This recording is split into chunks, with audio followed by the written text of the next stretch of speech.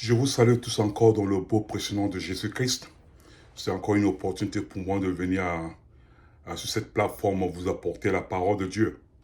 Je sais que le Seigneur continue à faire des choses extraordinaires dans notre vie.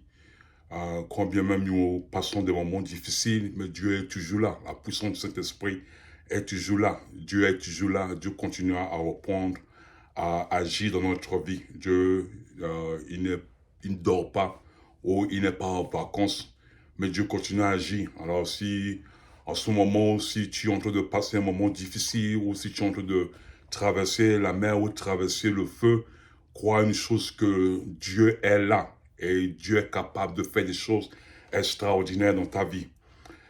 Voilà, aujourd'hui, je voudrais vous apporter la parole de Dieu que le Seigneur a mis dans mon cœur. C'est une révélation que le Seigneur m'a donnée. C'est un verset biblique que je crois sûrement que vous avez lu dans Jean, chapitre 16, verset 15. Je crois que vous avez lu plusieurs fois ce verset et vous le connaissez parfaitement. Il y a un jour, j'ai lu ce verset, c'est un flash qui s'est éclaté dans le noir et j'ai pu voir quelque chose qui était caché pour moi. Et Dieu a illuminé mon esprit par cette parole et je vous apporter cette révélation. Que je crois, cela vous fera aussi, fera aussi beaucoup de choses, ou vous amènera à faire beaucoup de choses dans votre vie. Vous savez, après la mort et la résurrection de Christ, il y a beaucoup de choses que le Seigneur a mis à notre disposition. Je vous donne un exemple. Quand le Christ est ressuscité, le temple, le rideau qui sépare le lieu saint et le lieu très saint est déchiré. Ça veut dire que Dieu nous donne l'accès au lieu très saint.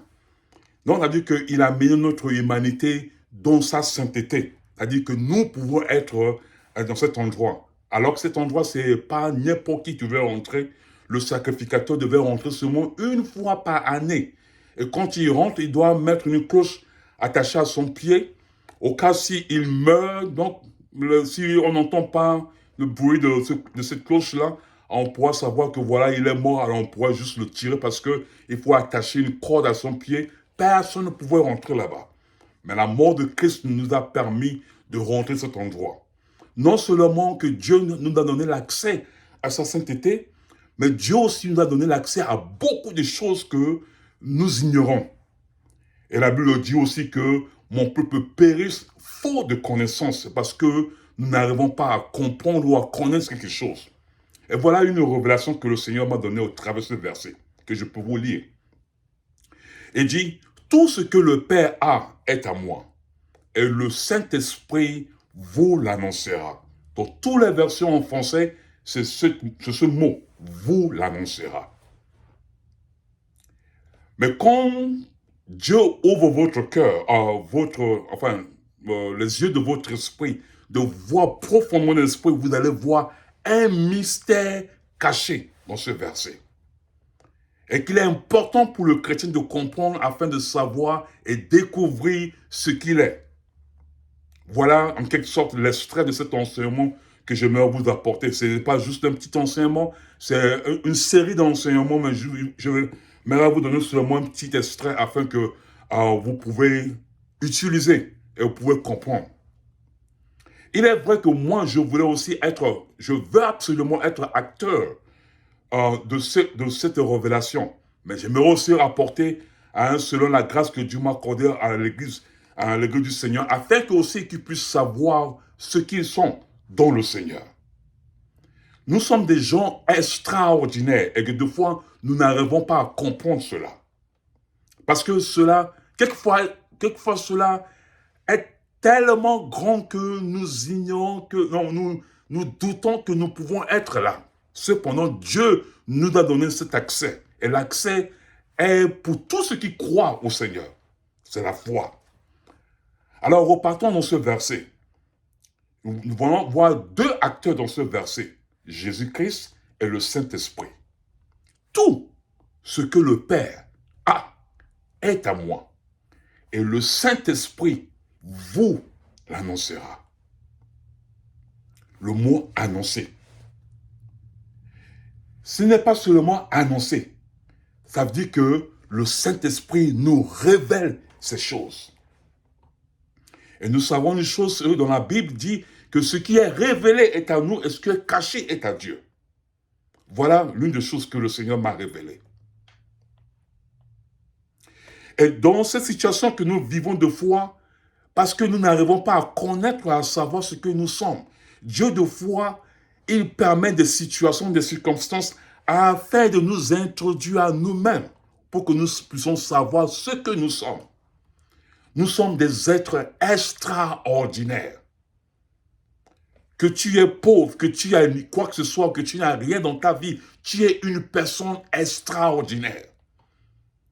Les situations ou les circonstances de la vie peuvent te limiter ou peuvent te réduire dans la société, mais devant Dieu, tu es une personne extraordinaire. Écoute-moi, prête l'oreille à ce que je vais te dire aujourd'hui et tu vas comprendre. Il y a des mystères que Dieu met à notre disposition. C'est-à-dire qu'il a mené sa spiritualité dans notre humanité. Quoique nous sommes des êtres humains, nous avons face toujours à des situations. Nous avons des problèmes de maladie, nous avons des problèmes d'épidémie, nous avons des problèmes de finances, nous avons tout genre de problèmes. Mais au milieu de toutes ces choses, nous sommes des êtres extraordinaires avec une puissance illimitée. Illimitée, je dis illimitée. Quoi que nous savons que le Saint-Esprit nous donne la grâce selon les mesures, mais il y a une puissance que nous ne pouvons pas mesurer. Voilà pourquoi j'appelle illimité.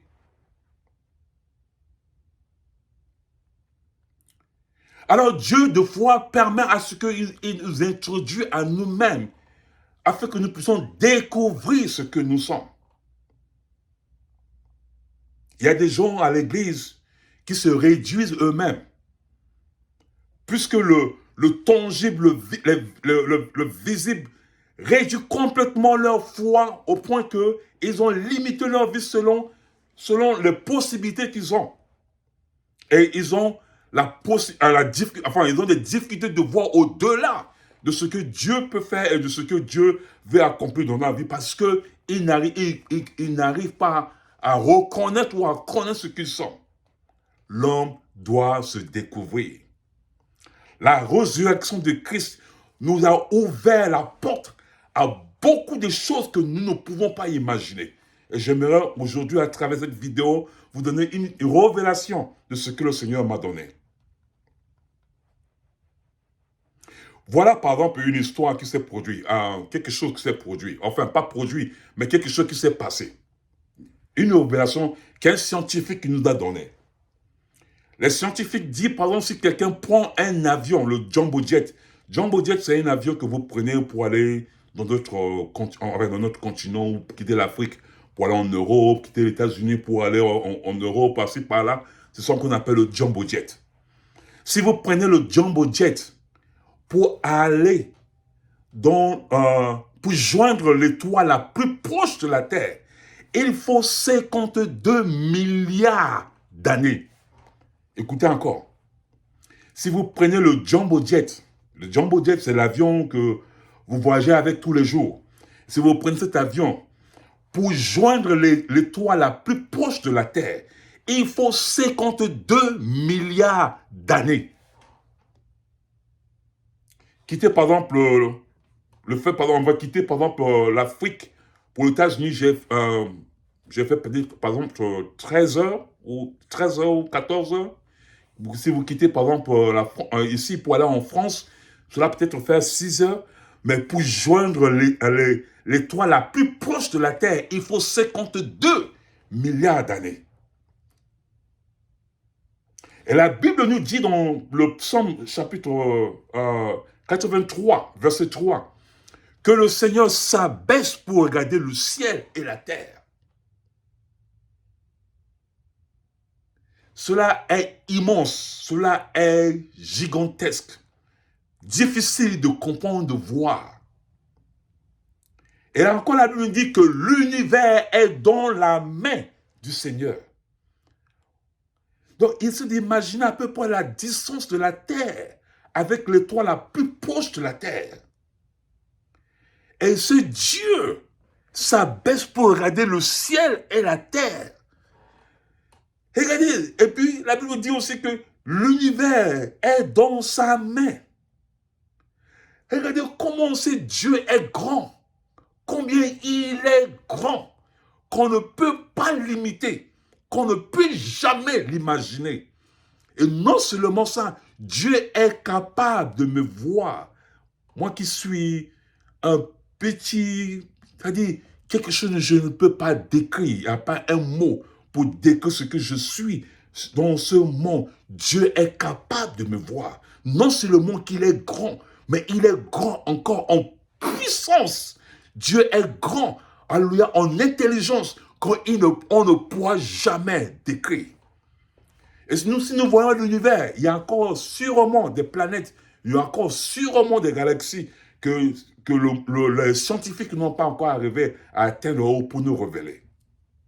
Et ces choses sont à notre disposition. Enfin, ces choses que Dieu a fait est tellement grand et ce Dieu vient habiter en moi. Voilà ce que je suis devenu. Si je réalise ce Dieu tellement illimité est venu habiter en moi. Lui qui tient l'univers dans sa main est venu habiter en moi. Regardez ce que je suis devenu. Et voilà pourquoi ce que nous ignorons. Je ne vais pas aller loin de ce verset, mais je vais rester parler de ce verset. C'est juste un petit commentaire, juste pour extrapoler un peu ce que je vous suis en train de dire. Tout ce que le Père a est à moi, et le Saint-Esprit vous l'annoncera. Ça veut dire le Saint-Esprit met à votre disposition. Ça veut dire que le Saint-Esprit vous révèle ces choses. Et quand ces choses sont devenues une révélation, cela nous appartient. Je vais vous donner un aspect de tout ce que Dieu a. Un aspect qu'aujourd'hui le Saint-Esprit nous révèle. Ça veut dire met à notre disposition. Alors dans le livre de Genèse chapitre 1, la Bible dit que Dieu créa les cieux et la terre. Un point. Il n'a rien après, il n'a rien. Dieu créa les cieux et la terre. Mais le verset 2 nous amène dans une certaine confusion. Mais je vais vous expliquer aujourd'hui. Le verset 2 dit que la terre est informe et vide. Et il y avait des eaux, il y avait des eaux, il y avait les ténèbres sur la surface de l'abîme et il y avait les eaux étaient les eaux étaient inondées et il y avait, j'ai ma Bible avec moi, permettez-moi que je suis en train comment on appelle ça, je suis en train d'avoir un peu de difficulté de lire ce verset. Il dit, la terre était informe et vide, il y avait des ténèbres à la surface de l'abîme et l'Esprit de Dieu se mouvait au-dessus des eaux. Voilà ce que la Bible dit à travers ce verset. Si vous lisez ce verset, seulement là, et vous restez là, verset 1, verset 2, vous ne pouvez pas comprendre. Entre le verset 1 et le verset 2, il y a eu un chaos qui s'est produit. Il faut aller dans Ézéchiel chapitre, je crois, chapitre 28, aussi Ésaïe chapitre 14, Apocalypse chapitre 12, et vous allez comprendre ce qui s'est produit. Ça veut dire que quand Lucifer a été précipité sur la terre, il a entraîné avec lui un tiers des anges. Et ces anges ont constitué une ténèbre sur la terre. Ils ont amené un chaos sur la terre. Ça veut dire qu'ils ont en quelque sorte détruit, mais amené un chaos sur la terre. Et Dieu a complété ce chaos en immergeant complètement la terre. La terre n'était plus. C'était juste l'abîme, un conteneur. Et Dieu a rempli de l'eau. Et ces esprits étaient là, comme une ténèbre au-dessus des eaux. Mais réalisez, l'Esprit de Dieu était là. L'Esprit de Dieu se mouvait au-dessus des eaux. Voyons quand nous trouvons, l'Esprit de Dieu est là. Le Saint-Esprit nous l'annoncera, nous révélera. Et regardez ce que la Bible dit. Alors quand Dieu a commencé à créer la terre, Dieu a dit que la lumière soit. Et c'est le mot qui m'a beaucoup intéressé, le mot que. Je ne voulais pas aller faire des commentaires ou faire des analyses grammaticales pour ne pas avoir des problèmes avec les professeurs de grammaire, mais je voulais juste vous donner une analyse systématique de ce mot que. Que la lumière soit. Pourquoi la Bible a utilisé ce mot que? La plupart des versions, même la version anglaise, utilisent aussi ce mot que.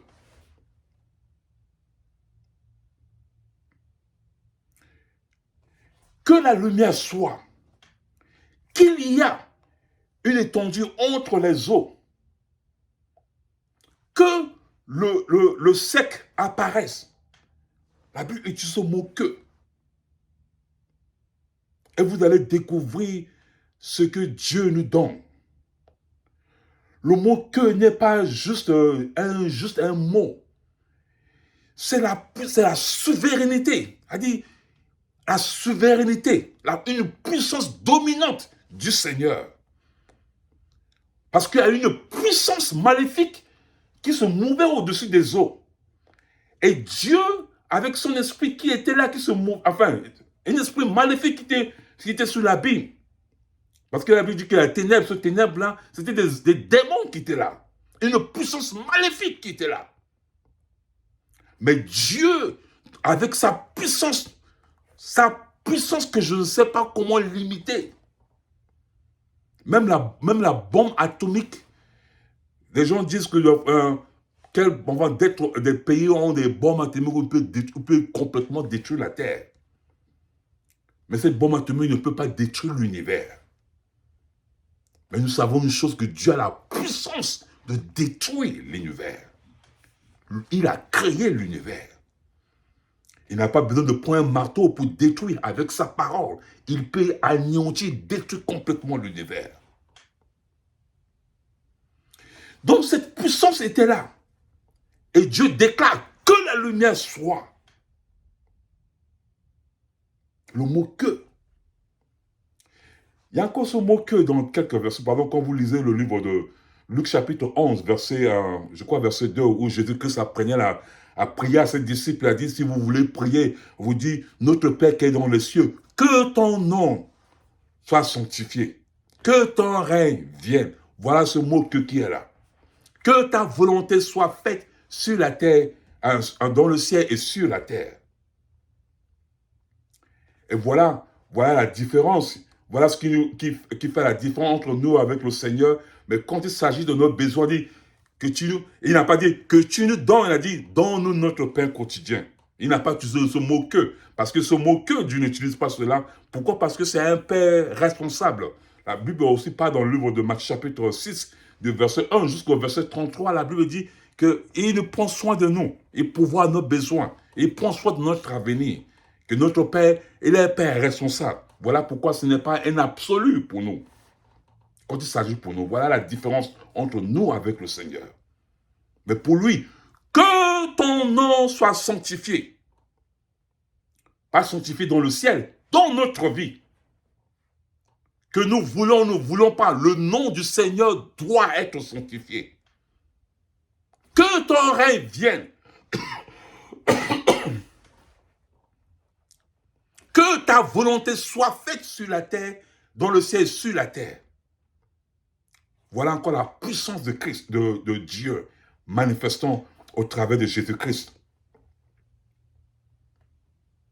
Une puissance dominante. Il y a encore ce verset il y a encore ce mot que dans le psaume 113, verset 3. Il a dit, du lever du soleil jusqu'à son couchant, que le nom du Seigneur soit glorifié. Voilà encore ce qui met la différence entre nous avec le Seigneur. Ça veut dire qu'il neige, qu'il pleuve, que nous avons des problèmes, que nous avons des difficultés. Quoi qu'il en soit, le nom du Seigneur doit être glorifié. Voilà ce que le Seigneur nous révèle. Tout ce que le Père a est à moi et le Saint-Esprit vous révèle. Voilà un aspect de ces choses, de ce mot tout. La puissance de déclarer. Nous les chrétiens, nous avons l'autorité, la puissance de déclarer. Déclarer dans notre vie, déclarer dans notre famille ou dans notre pays. Nous avons l'autorité de changer les événements. Nous avons la puissance de changer des circonstances. Nous devons arriver à ce point, nous devons arriver à ce niveau où même le gouvernement, viendra chez nous pour chercher des directives, ou chercher des directives pour le payer. Il y a quelque chose qui s'est produit quand le peuple d'Israël voulait avoir un roi. Dieu n'était pas vraiment intéressé. Mais puisque le peuple avait décidé, Dieu leur a permis, leur a permis d'avoir un roi. Et quand le roi Samuel pas le roi Samuel, quand le prophète Samuel a déclaré cette loi qui était Saül, en ce temps, il était arrivé à un moment où Samuel a proclamé qu'il y avait des tonnerres. Le tonnerre était tellement fort qu'il y avait une... C'était tellement fort que les gens ont tellement peur. Au point qu'ils sont venus supplier Samuel de demander à Dieu d'arrêter ce tonnerre. Voilà l'autorité et la puissance que Dieu nous donne. Et nous pouvons le savoir que Saint-Esprit est là. Nous ne pouvons pas le faire sans lui, avec le nom de Jésus. Il y a encore notre verset, dans Jean chapitre 14, verset 12.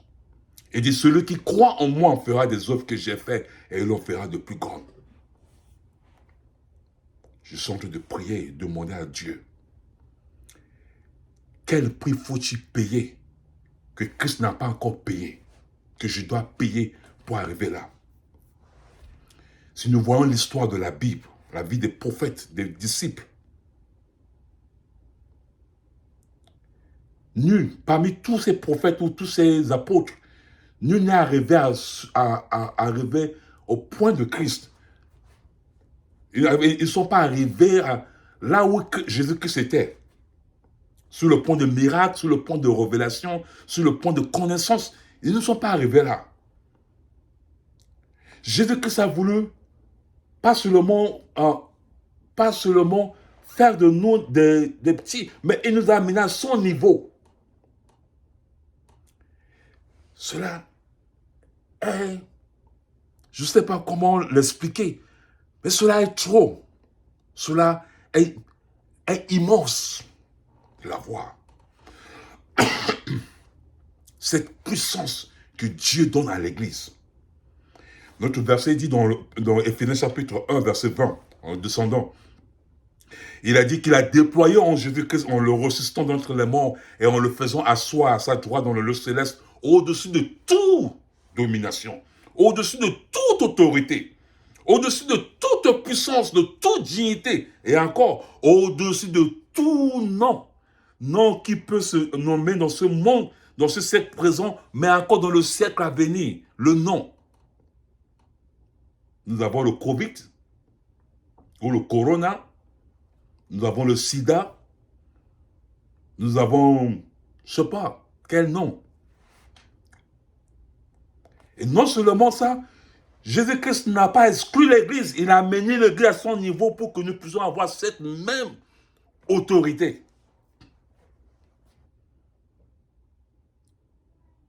Quelle puissance, quel pouvoir que l'Église a.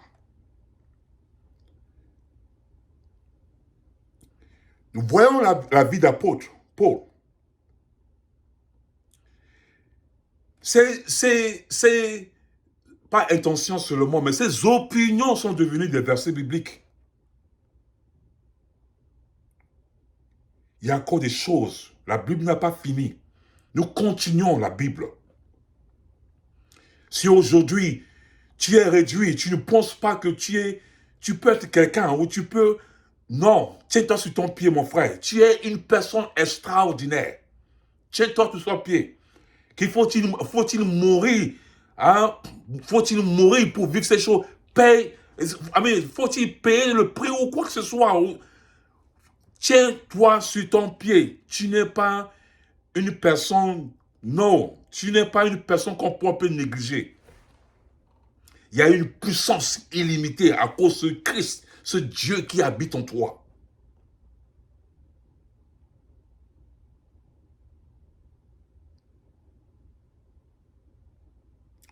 une puissance illimitée qui est là. Jésus-Christ l'a dit. Que celui qui croit en moi fera des œuvres que j'ai faites et il en fera de plus grandes.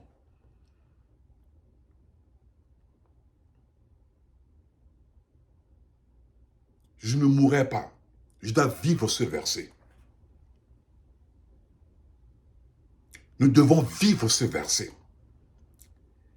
Ce n'est pas un ange qui va croire et qui va faire au-delà de ce que Christ a fait. Ce n'est pas un être extraordinaire quelque part dans une,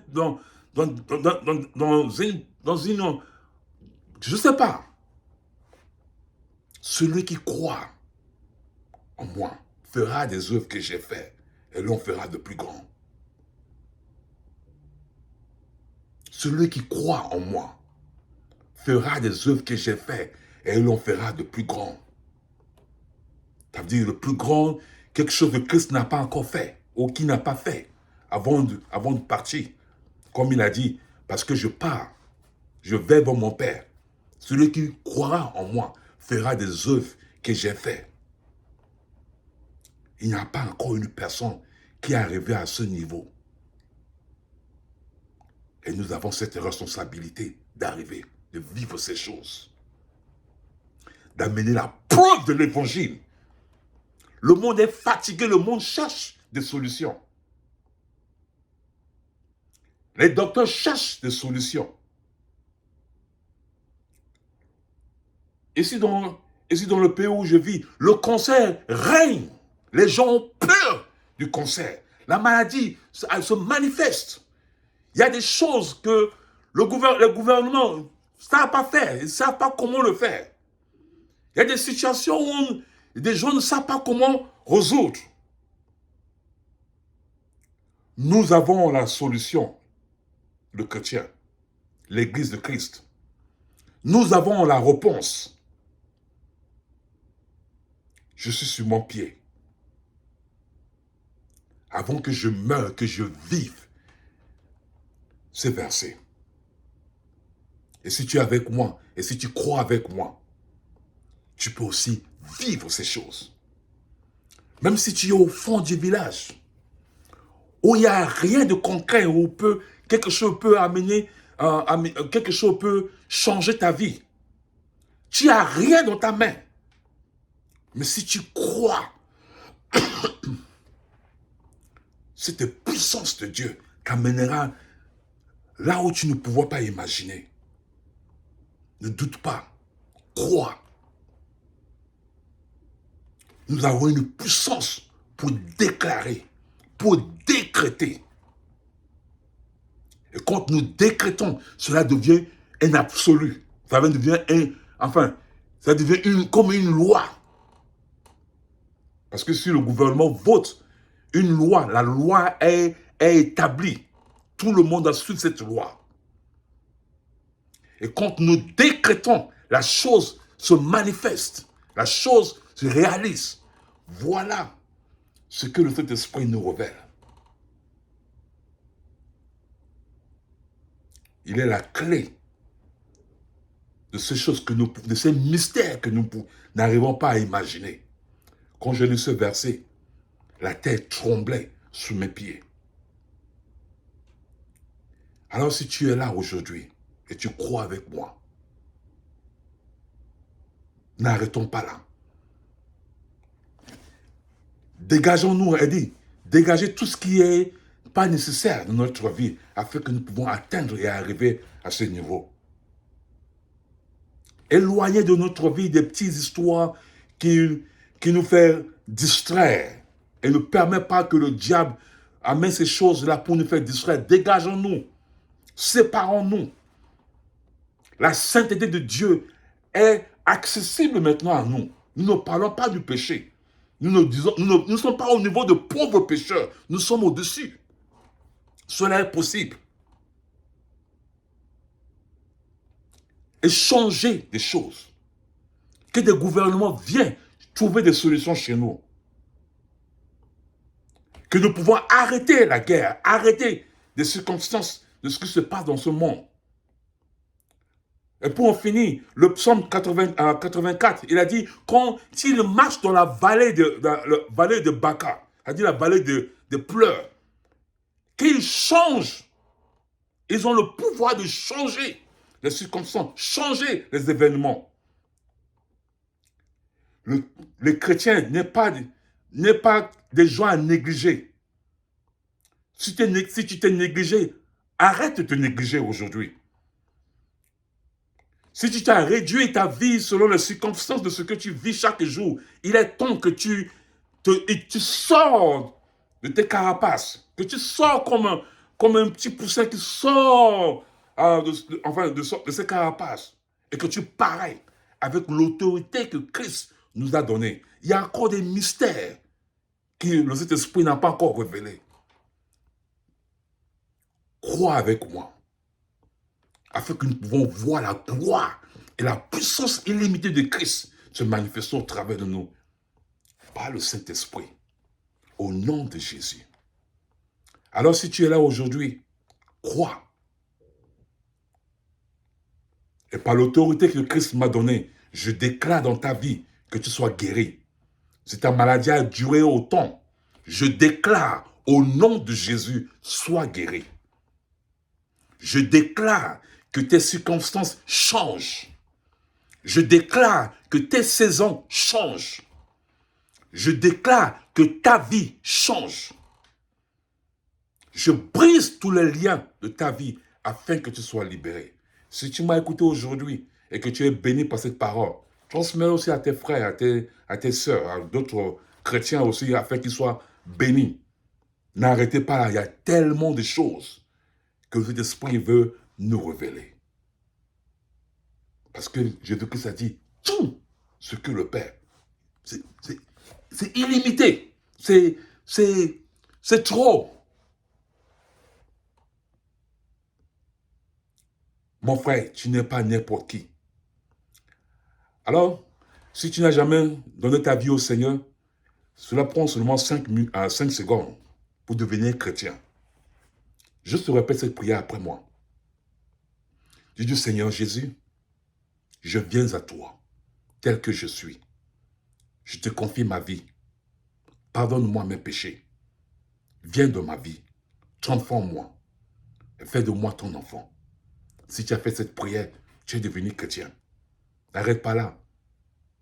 Prends ta Bible, va à l'église. Joindre l'église. Et approche le pasteur et qui t'aide à marcher dans la voie du Seigneur. Que le Seigneur vous bénisse.